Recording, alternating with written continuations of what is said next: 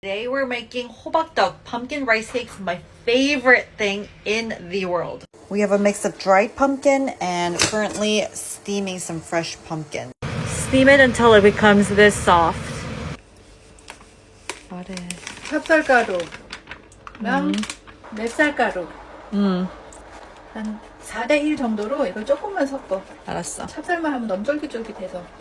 넣어도 되겠어. 그래서 이제 Then mix it until it becomes this kind of crumble texture. I'm trying the dough to make sure it's good.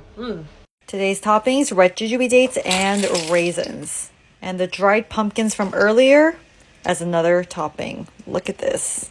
And now mix everything together. Now pour this in, and this is where we're going to make the actual rice cakes. And now we steam.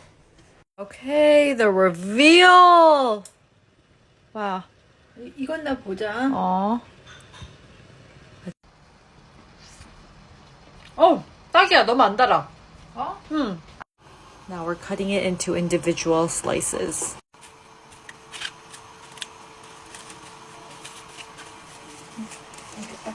They're all wrapped and ready to be shared with love.